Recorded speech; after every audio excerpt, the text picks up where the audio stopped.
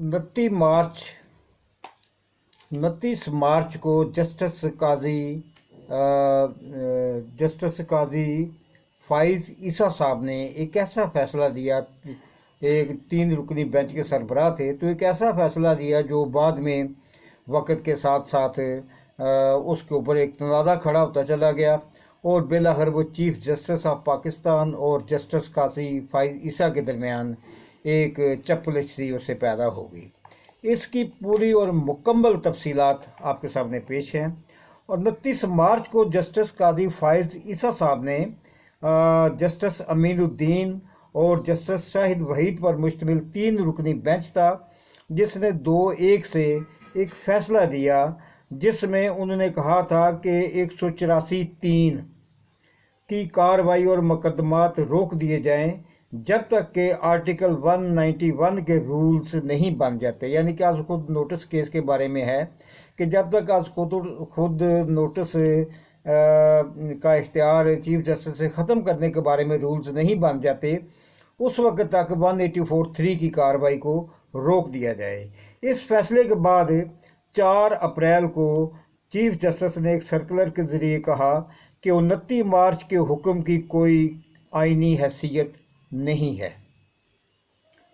Registrar ने 6 रुकनी bench तश्कील दिया, जिसने फ़ैसला दिया कि जारीशुदा सर्कुलर दुरुस्त है, आइनी है और 3 रुकनी बेंच का फ़ैसला जो है वो गैर आइनी है, उस पर अमल ना किया जाए। जस्टिस काजी फाइज़ ईसा ने कहा है कि 29 मार्च के अदालती हुक्म का ना तो चीफ जस्टिस, ना ही रजिस्ट्रार और ना ही गैर कानूनी तौर पर 6 रुकनी लार्जर बेंच के ज़रिए ख़त्म किया जा सकता है। उन्होंने कहा कि जो फ़ैसला मैंने किया है उसको ना तो चीफ जस्टिस ख़त्म कर सकता है, ना ही रजिस्ट्रार ख़त्म कर सकता है और ना ही 6 रुकनी लार्जर बेंच जो रजिस्ट्रार ने बनाया था वो ख़त्म कर सकता है। इस 6 रुकनी बेंच की तश्कील ही गलत थी। उन्होंने इस 6 रुकनी बेंच की तश्कील को ही गलत करार दिया और ये दरअसल हाफ़िज़ कुरान को 20 नंबर देने के आज खुद नोटिस के सिलसिले में केस चल रहा था। केस तो ये चल रहा है कि हाफ़िज़ कुरान को 20 नंबर दिए जाएं अज़ाफ़ी, यानी कि उसमें पेपर में, इम्तिहानों में या इंटरव्यू में हर जगह उसको 20 नंबर अज़ाफ़ी देने चाहिए। केस ये था, लेकिन ये केस अपनी जगह रह गया और एक नया उन्होंने जस्टिस काजी फाइज़ ईसा साहब ने हुक्म दे दिया इसी की समाअत के दौरान कि 184(3) यानी कि जो अदालत ने जो कि पार्लियामेंट से मंजूर हो गया, उसको जब तक रूल्स नहीं बन जाते तमाम मुकदमात आज खुद नोटिस के सिलसिले में रोक दिए जाएं। केस कोई है और फैसला किसी दूसरे का दिया जा रहा है। बाहर सूरत उन्होंने सर्कुलर को गैर कानूनी हाफ़िज़ कुरान को 20 नंबर देने के आज खुद नोटिस को ख़त्म करने और सर्कुलर को कानूनी हुक्म करार देने के 6 रुकनी लार्जर बेंच का फ़ैसला कोई हैसियत नहीं रखता। ये बात जस्टिस काजी फाइज़ ईसा साहब ने सुप्रीम कोर्ट की वेबसाइट पर जारी नोट में उसमें कही है। उन्होंने लिखा कि चीफ जस्टिस के कहने पर रजिस्ट्रार की तरफ से जारी होने वाले सर्कुलर पर 6 रुकनी बेंच और उसके फैसले की कोई कानूनी हैसियत नहीं है। आइन और कानून किसी अदालत के 6 जलील उल कदर जजों को इख्तियार नहीं देता कि खुद को सारा इख्तियार दे दें और साहिब इख्तियार बन बैठें।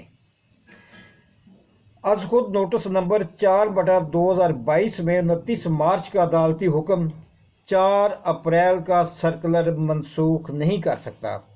यानी कि 29 मार्च को जस्टिस काजी फाइज़ ईसा साहब ने जो फ़ैसला दिया वो कहते हैं कि उस हुक्म को चीफ जस्टिस का बावाला रजिस्ट्रार जो जारीशुदा सर्कुलर है वो मेरे उस फ़ैसले को ख़त्म नहीं कर सकता।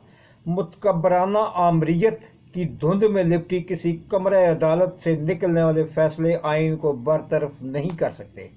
लगता है जैसे नसीम जाजी का कोई नावल पढ़ रहे हैं।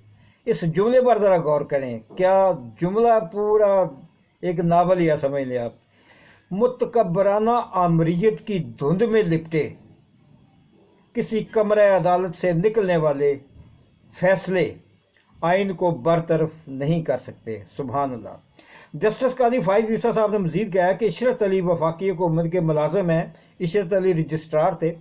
تو وہ وفاقی حکومت کے ملازم ہے اور انہیں ڈیپوٹیشن پر بطور رجسٹرار سپریم کورٹ بھیجا گیا تھا، اور یہ 22ویں گریڈ کے افسر ہوتے ہیں، جسے 3 اپریل کو بذریعہ نوٹیفیکیشن واپس بلا لیا گیا ہے کیونکہ وہ ڈیپوٹیشن پر تھے۔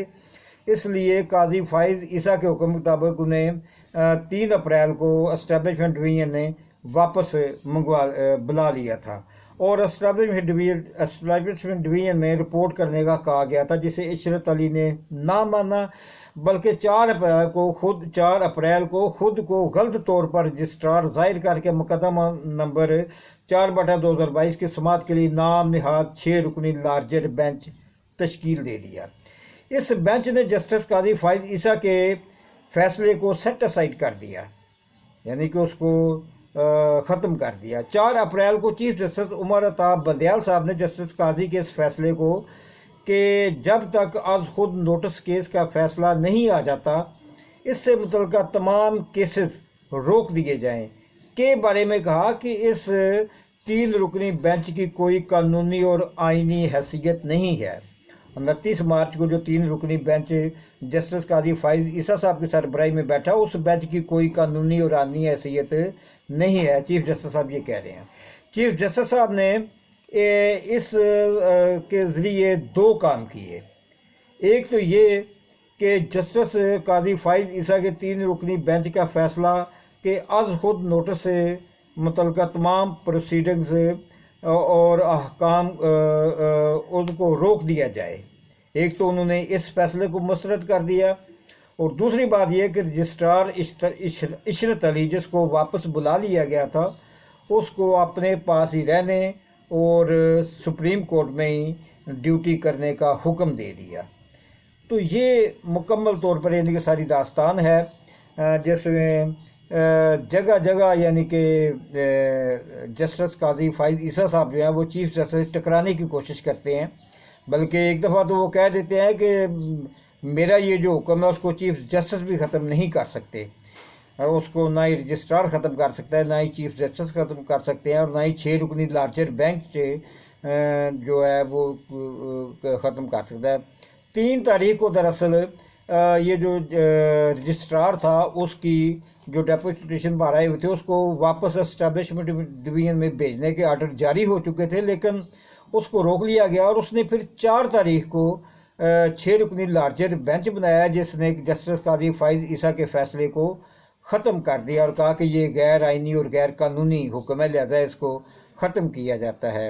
اور ایک چیف جسٹس کے کہنے کے مطابق رجسٹرار نے ایک سرکولر جاری کیا اور کہا کہ یہ سرکولر یہ آئینی حیثیت رکھتا ہے، جبکہ جسٹس قاضی فائز عیسیٰ کے اس کے حکم کی کوئی حیثیت نہیں ہے۔ تو یہ تھا وہ تمام پورے کا پورا معاملہ جو میں نے آپ کے سامنے کھول کر رکھ دیا ہے۔ ایک سبسکرائب تو میرا بنتا ہی ہے، اگر لائک کر دیں تو پھر تو سبحان اللہ۔ خدا حافظ۔